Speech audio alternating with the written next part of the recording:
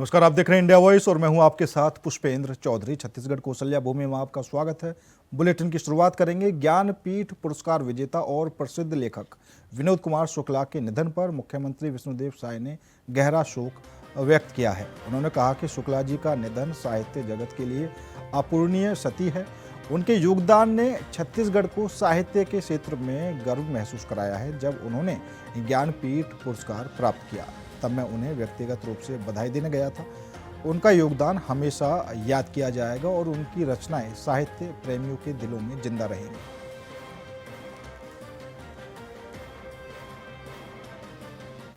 शुक्ला जी का निधन साहित्य जगत के लिए अपूरणीय क्षति है, जिसकी भरपाई करना संभव नहीं है। और उन्होंने ज्ञानपीठ पुरस्कार पाकर छत्तीसगढ़ का नाम साहित्य के जगत में रोशन किया था। पूरे देश और दुनिया में छत्तीसगढ़ का नाम उन्होंने रोशन किया था।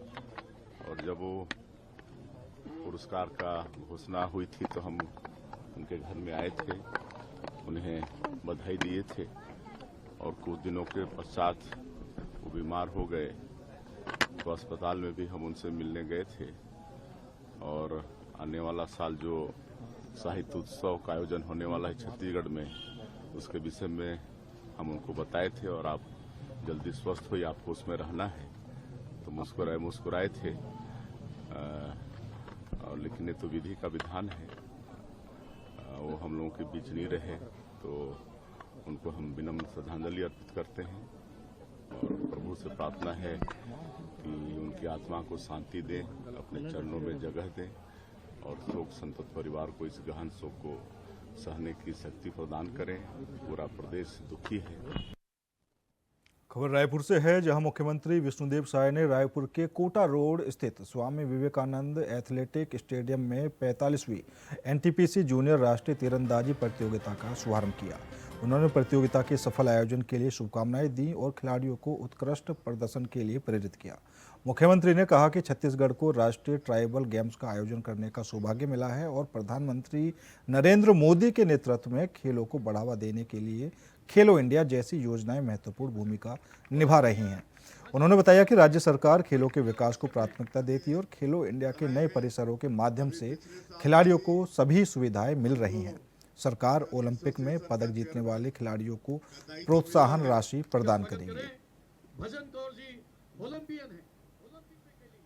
आर्चरी एसोसिएशन द्वारा यहाँ पर जूनियर राष्ट्रीय तीरंदाजी प्रतियोगिता का आयोजन किया गया है, जिसमें देश के करीब हर प्रदेशों से उचेस और हमारे तीरंदाज लोग यहाँ पर भाई बहन लोग उपस्थित हुए हैं।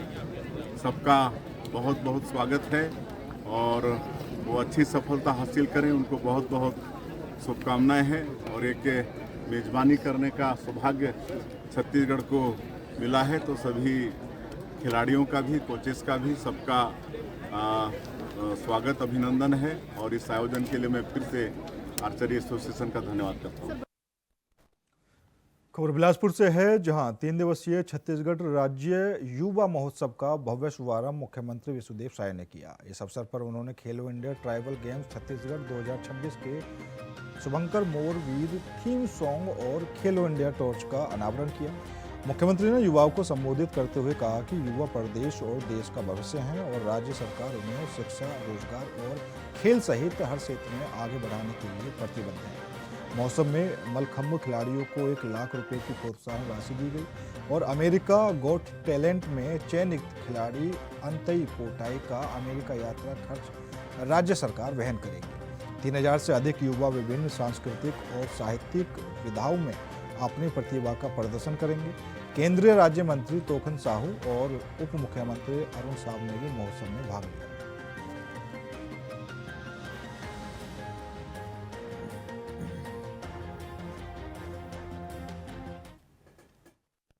हमारे प्रदेश की न्यायधानी बिलासपुर में 3 दिवसीय युवा महोत्सव का शुभारंभ हुआ है और इसके पहले जिलों में युवा महोत्सव का आयोजन हुआ है और अब जिलों से सिलेक्ट होकर यहाँ पर आए हैं और ये 3 दिनों तक चलेगा और इसमें 14 विधाओं को लेकर प्रतियोगिता होगी। मैं बहुत बहुत शुभकामनाएं देता हूं हमारे छत्तीसगढ़ के युवाओं को, वो और आगे बढ़े। और बड़ा सौभाग्य का विषय है कि छत्तीसगढ़ को खेलो इंडिया ट्राइबल गेम का भी अवसर मिल रहा है कराने का। इसके लिए हम भारत सरकार और हमारे केंद्र के खेल मंत्री आदरणीय मनसुख मांडविया जी का भी आभार व्यक्त करते हैं। ये बड़ा सौभाग्य का विषय होगा छत्तीसगढ़ के लिए कि इतना बड़ा मतलब आयोजन करने का सौभाग्य हमारे प्रदेश को मिल रहा है, जिसमें देश भर के हमारे ट्राइबल यहाँ पर खेल पाएंगे। तो ये बहुत बड़ी बात होगी। और आज इसका शुभंकर का भी हम लोग उद्घाटन किए हैं। रायपुर में मुख्यमंत्री विष्णुदेव साय ने छत्तीसगढ़ स्किल टेक का उद्घाटन किया, जिसमें 13,690 करोड़ रुपए के कौशल आधारित निवेश प्रस्तावित किए गए। इस कार्यक्रम के तहत प्रधानमंत्री सेतु योजना के अंतर्गत कौशल विकास में निजी क्षेत्र की भागीदारी को प्रोत्साहित किया गया। मुख्यमंत्री ने कहा कि छत्तीसगढ़ का विकास मॉडल निवेश, रोजगार और कौशल को जोड़ने पर आधारित है।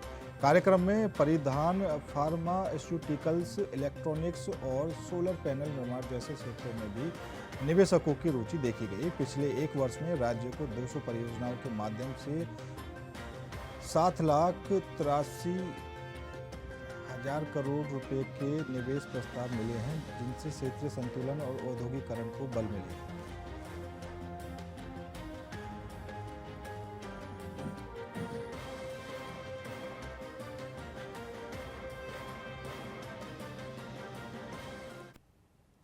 सर्विंदु समाज ने आज कांकेर जिले के आमाबेड़ा के बड़े टेवड़ा गांव में धर्मांतरित व्यक्ति के शव दफनाने को लेकर हुई हिंसक घटना के विरोध में बलौदा बाजार बंद किया। इस बंद में सभी व्यापारियों ने सहयोग दिया और पूरे शहर में घूमकर व्यापार बंद करने की अपील की। समाज ने सरकार से यह अपील की है कि भविष्य में ऐसी घटनाएं ना हो और इस घटना में शामिल दोषियों के खिलाफ कड़ी कार्रवाई की जाए। वहीं जिला प्रशासन ने कानून व्यवस्था बनाए रखने के लिए शहर में पुलिस पेट्रोलिंग बढ़ा दी है और अतिरिक्त पुलिस बल तैनात किया गया है। प्रशासन द्वारा सुरक्षा के पुख्ता इंतजाम किए गए हैं ताकि किसी भी प्रकार की अशांति ना हो।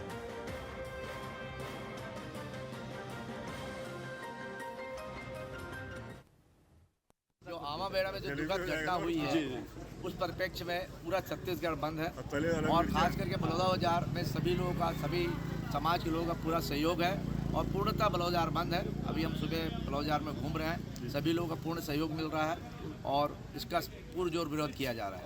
आमाबेड़ा में जो बस्तर की घटना हुई है, जनजाति समाज के साथ जो अमानुष व्यवहार किया गया है और इस प्रकार की घटना जो लगातार, चाहे वो नारायणपुर की घटना हो, अभी आमाबेड़ा की घटना हो, जो ये ऐसी घटनाएं बढ़ रही है और एक जो है प्रलोभन और अन्य माध्यमों से जो एक अपने छत्तीसगढ़ प्रांत में धर्मांतरण चल रहा है, उसके विरोध में आज छत्तीसगढ़ बंद है। बलौदा बाजार नगर समेत पूरा बलौदा बाजार जिले के सभी नगरी केंद्र जहां पर व्यापार व्यवसाय, चाहे वो पलारी हो, भाटापारा, सिमगा, रोहासी, लवन, कसडोल, ऐसा पूरा बंद है ये बलौदा बाजार जिले के लिए जो है। और वास्तव में बलौदा बाजार में भी, जिले में भी जो धर्मांतरण चल रहा है उससे लोग कहीं ना कहीं आहत है, इसलिए उन्होंने स्वतः बंद किया है। सुकमा जिले के सीमावर्ती क्षेत्र में उड़ीसा के मलकानगिरी जिला मुख्यालय में 22 नक्सलियों ने उड़ीसा के डीजीपी के समक्ष आत्मसमर्पण किया है। आत्मसमर्पण करने वालों में अधिकांश नक्सली सुकमा जिले के केरलापाल एरिया कमेटी से जुड़े थे, जिनमें दोरनापाल LOS के कमांडर भी शामिल थे। इनमें 19 नक्सली केरलापाल, जगरगुंडा एरिया कमेटी और प्लाटून 26 से, जबकि 3 नक्सली Andhra Orissa border special zonal committee से थे। आत्मसमर्पण के दौरान एक SLR समेत 9 हथियार और गोला बारूद सुरक्षा बलों को सौंपे गए हैं। सुरक्षा बलों की कार्रवाई, दबाव और सरकार की पुनर्वास नीति के प्रभाव से इन नक्सलियों ने मुख्यधारा में लौटने का फैसला लिया है।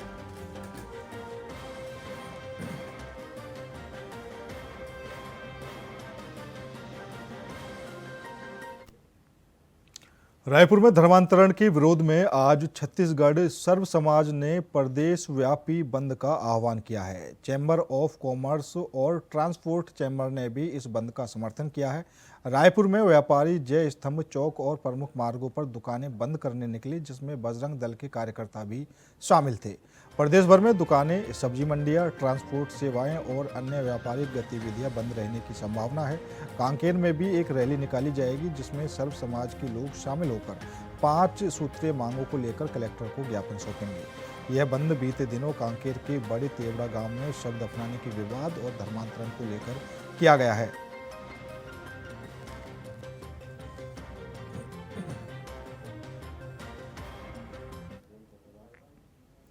छत्तीसगढ़ के मुख्य चुनाव पदाधिकारी यशवंत कुमार ने एसआईआर के पहले चरण को पूरा होने की जानकारी दी है। उन्होंने बताया कि पूर्व मत सूची में कुल 2,12,30,707 मतदाता थे, जिनमें से 1,84,95 और 920 मतदाताओं ने अपने गणक पत्र जमा किए हैं।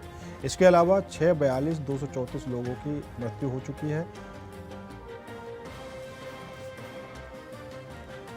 जबकि 19,13,540 लोग अन्य स्थानों पर शिफ्ट हो गए हैं। यशवंत कुमार ने कहा कि यह सफलता सभी मतदाताओं और राजनीतिक दलों के सहयोग से हासिल हुई है। अब आगे की प्रक्रिया शुरू की जाएगी।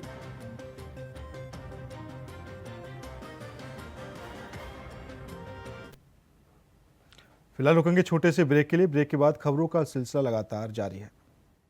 ब्रेक के बाद एक बार फिर आप सभी का स्वागत है। रुक करेंगे अगली खबर का। खबर महासमुंद से है, जहां कलेक्टर विनय कुमार लंघे के निर्देश पर धान परिवहन में अनियमितता पर बड़ी कार्रवाई की गई है। सिंगल बहाल थाना उपार्जन केंद्र में धान की हेराफेरी करने वाले 4 व्यक्तियों के खिलाफ एफआईआर दर्ज की गई है। स्थानीय प्रशासन को सूचना मिली कि केंद्र में धान की हेराफेरी हो रही है।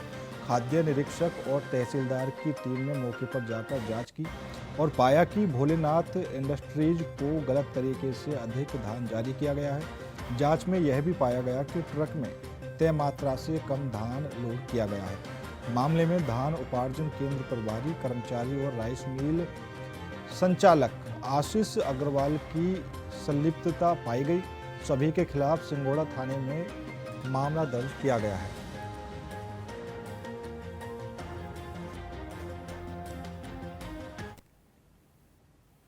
धमतरी वनमंडल के उत्तर सिंहपुर वन परिक्षेत्र में वन विभाग ने एक गंभीर वन्य प्राणी अपराध का सफलतापूर्वक खुलासा किया है। 22 दिसंबर को ग्राम कोरेगांव के एक चरवाहे ने सूचना दी कि गांव के कुएं में तेंदुआ गिर गया है।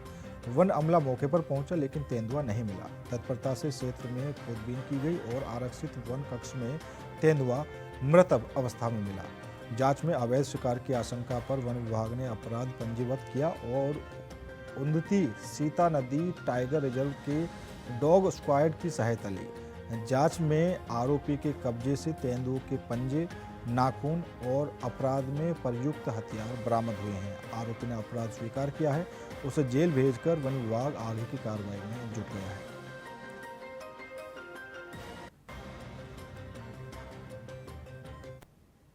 ये अपने धमतरी वनमंडल के अंतर्गत उत्तर सिंहपुर परिक्षेत्र में मगरलोड सर्किल में एक मतलब वन गश्ती के दौरान स्टाफ को एक चरवाहे के माध्यम से यह पता चला कि एक तेंदुआ जो 1 साल का था, मादा तेंदुआ थी, वो कुएं में गिरी हुई है। जब मौके में स्टाफ गया वहां पे तो उसे तेंदुआ नहीं मौके में प्राप्त नहीं हुआ। जब उसने आसपास सर्च किया तो पैर मतलब कटा हुआ तेंदुआ, जिसका पैर कटा हुआ तेंदुआ वो मौके में प्राप्त हुआ। अब जो अवैध शिकार का प्रकरण लगा, तो इस संदर्भ में इसका तत्काल मतलब जांच किया गया। जांच करने सघन गश्ती की गई। गश्ती करने के बाद जो संदेहास्पद था उनको गिरफ्तार किया गया और उनसे जांच पड़ताल की गई। बिलासपुर के सिरगिट्टी औद्योगिक क्षेत्र की मित्तल फर्नीचर फैक्ट्री में भीषण आग लग गई, जिसने औद्योगिक सुरक्षा की गंभीर चूक को उजागर किया है। बताया गया कि फैक्ट्री परिसर में तारपीन तेल के टैंकर से लंबे समय से लीक हो रहा था और बिजली की वायरिंग भी लूज हालत में थी। इसके बावजूद काम जारी रखा। आग ने तेजी से विकराल रूप लिया और 3 जोरदार धमाकों के साथ फैक्ट्री का गोदाम, फर्नीचर, लकड़ी और मशीनें जलकर राख हो गई। हादसे में एक सेल्स कर्मी गंभीर रूप से झुलस गया है, जबकि एक मजदूर लापता है। दमकल की टीम घटना के 1 घंटे बाद पहुंची और तेल से लगी आग देर रात तक काबू नहीं कर पाई। पुलिस ने मामला दर्ज कर जांच शुरू कर दी है।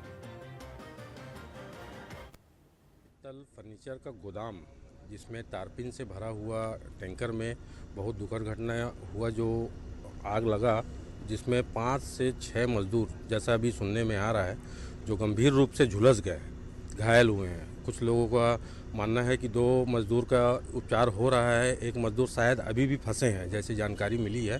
मौके पर अभी दमकल और अग्निशामक गाड़ी आके आग बुझाने का प्रयास चल रहा है। रायपुर में पुलिस ने ऑपरेशन निश्चय के तहत एक बड़ी कार्रवाई की है। भावना नगर स्थित किराए के मकान में गांजा भंडारण कर सप्लाई करने वाले 2 अंतर्राज्यीय आरोपियों को रंगे हाथ गिरफ्तार किया है।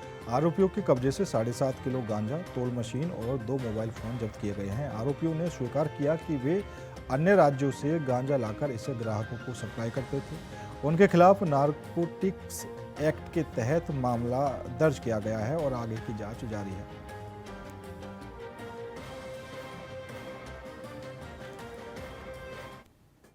बड़े गिरोह का पर्दाफाश किया है जो कि नए साल में नशे की सप्लाई करके यहाँ पर बहुत बड़ी नशीली चीजों को के कारण यहाँ के माहौल को खराब करने के लिए लगे हुए थे। तो इस प्रकार से इनको पकड़ा गया है, जिसमें शुभम राजू धावड़े, अमन शर्मा, शुभम सिंगनापुरे और पराग बरछा, जो कि पराग बरछा मूल सप्लायर है, यहाँ सब लोग को देता था। नागपुर से जब शुभम राजू धावड़े लाकर देता था तो वो विभिन्न जगहों पे देता था। इसमें और भी लोगों के नाम इसमें आए हैं, उनके संबंध में तस्दीकी की जा रही है और पुलिस इसमें लगी हुई है, क्राइम की टीम भी इसमें लगी हुई है और अन्य लोगों को भी इसमें पकड़ा जाएगा। जिनके पास से जो कुछ डिटेल हमको मिली है उसकी हम तस्दीक कर रहे हैं और इस प्रकार से इन सभी 5 के पास से 10 ग्राम MDMA बरामद किया गया है, 4 मोबाइल, कुल 3,50,000 का मसरूका बरामद करके NDPS एक्ट के तहत इन लोग को जेल भेजा जा रहा है वैधानिक कार्रवाई के लिए। फिलहाल मेरे साथ इस बुलेटिन में इतना ही। बाकी देश और दुनिया की तमाम खबरों के लिए देखते रहिए इंडिया वर्ल्ड।